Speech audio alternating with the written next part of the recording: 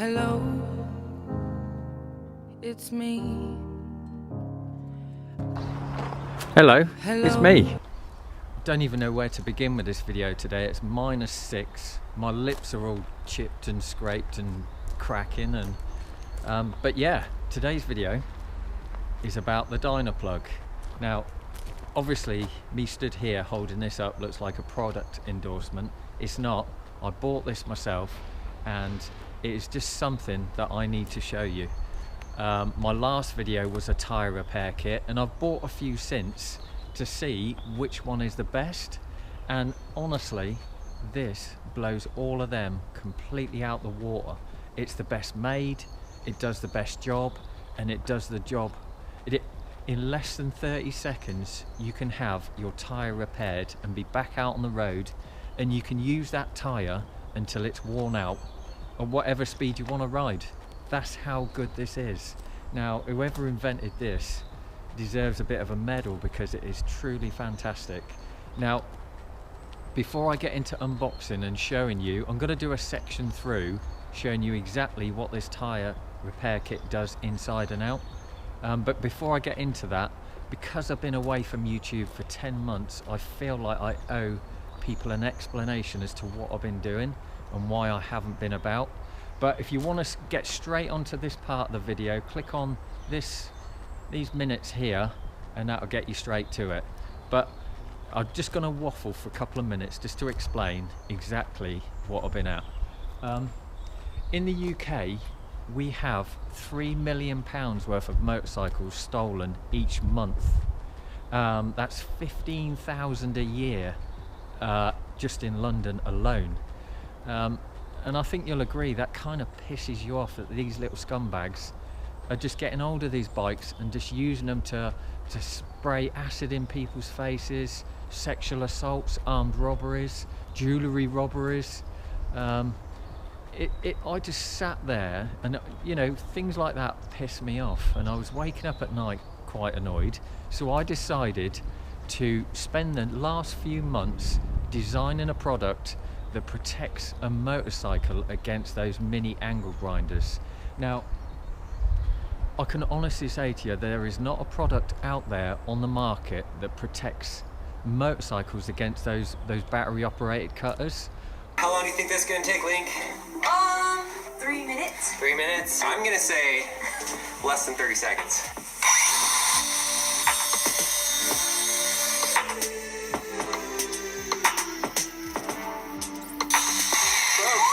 Stop the time. Not only did I make one incision, I cut 2 different sides of it and cut out an entire chunk section.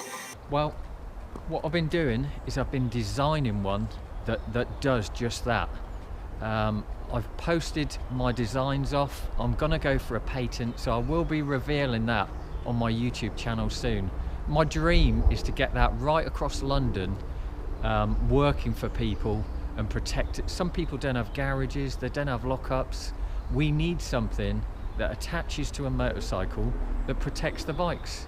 So I'm really excited about that. I don't know the timescale of how long it takes to get a patent. Obviously I want them to work on it quickly, but that'll be coming up on my video.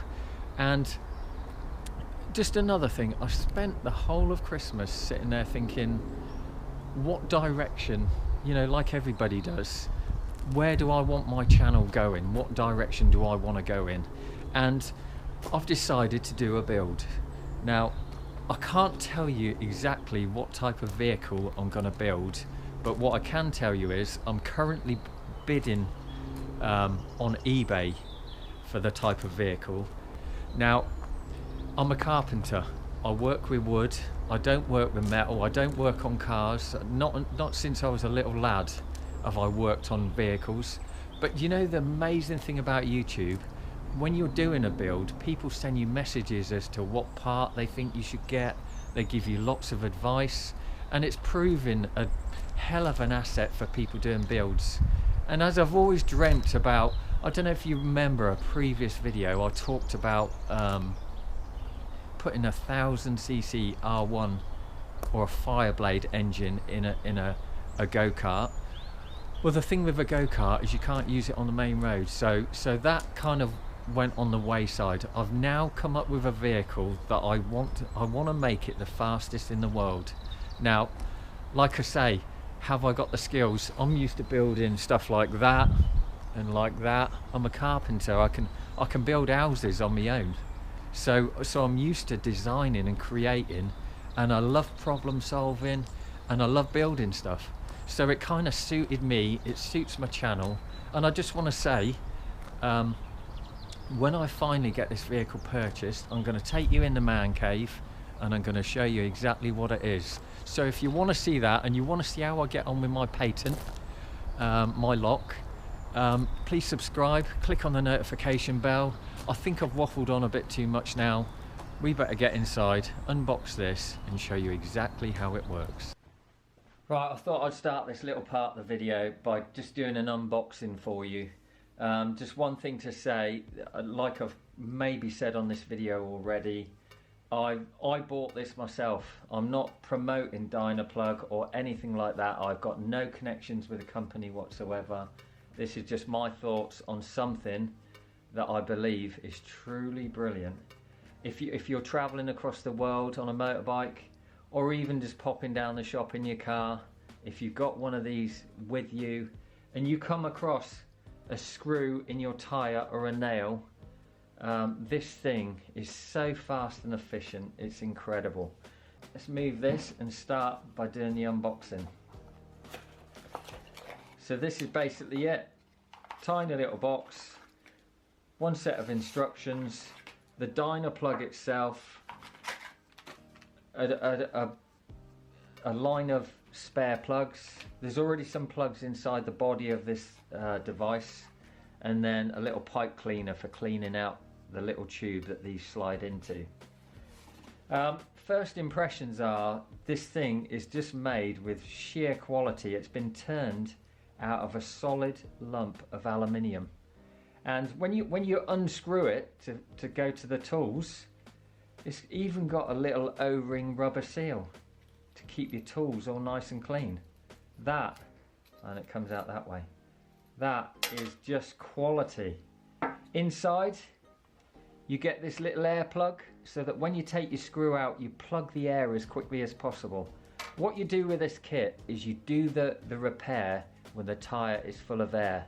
I mean, if you got up in the morning and you discovered that your tyre is flat but you've got a screw in there, you would blow your tyre up to give you pressure to push against. Yeah, so basically on the roadside, I'll show you what it does in 1 second. Let me just show you. You get these, you get the tubes, we'll keep that one out. And so there's three plugs in there. You get a cleaning tool, should you want to slide this in and out the hole to make sure the hole is clean, or even slightly make the hole bigger. That is basically a mini round file. So yeah, air plug, spare plugs and insertion tubes, and a little internal file. So then you put the plug head back on. Hold on a second, let me get this thing lined up. You put the plug head back on. This is basically your plunger for pushing it into the tyre. Then you unscrew this end, slide your plug into this little sort of nut, and then screw it back on. And there you got your inserting tool already set up with a plug already ready in the end.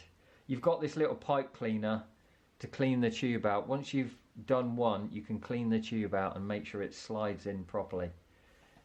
Then the next thing you'll do is you'll get your pair of pliers out. I'm going to use a drill because I want to keep this fast for you. What I would do, if it's a tiny little hole, I would mark round it, even picking a stone up off the road, and do a little circle round it to pinpoint the centre of where the screw went in, or the nail. Take that away. Then you quickly stuff your air blocking plug in, just to hold the tyre inflation up. And then quite simply, I mean, this is how good and quick this thing is. You pop the air bung out, Remember, just think about the angle that the screw went in, and then you put your dyno plug into the hole and you press as hard as you can. Now I'm going to put this on my lap just to shove it in. See, this is why you do it. Right, there it is, through into the tyre. Now, you're probably wondering how this seals against the no glue, you know, stuff like that. You're probably wondering how this thing works. Well, basically rubber is retractable, and when a screw goes in, it doesn't damage the Hessian banding that is the structure of your tyre. So after you've done this repair, you don't have to worry as to whether this tyre will blow out or anything, because you've only punctured a tiny little hole between the banding. If you was to hit the curbside and then a bulge comes out the side of your tyre, what that means is you've damaged more of the Hessian banding. The Hessian banding to a tyre is the structure. The rubber's not the structure, it's the scaffolding that's inside the rubber, shall I say. Anyway, we're at this stage. That would have taken you about 30 seconds to do. Whip the screw out and either shove this straight in or bung the air until you've got the toolkit ready. Personally, I'd get it all ready, take the screw out and shove this straight in. And then, I don't know if you can see that clearly, we withdraw the tool. We pull the tool out and you'll find that that little, look, sliding off, that little brass bung that went through the tight hole has remained inside, and then the rubber shaft, the sticky rubber shaft, has just sealed the hole, and the tyre has retracted and basically crushed this rubber shaft. And that is basically all you have to do.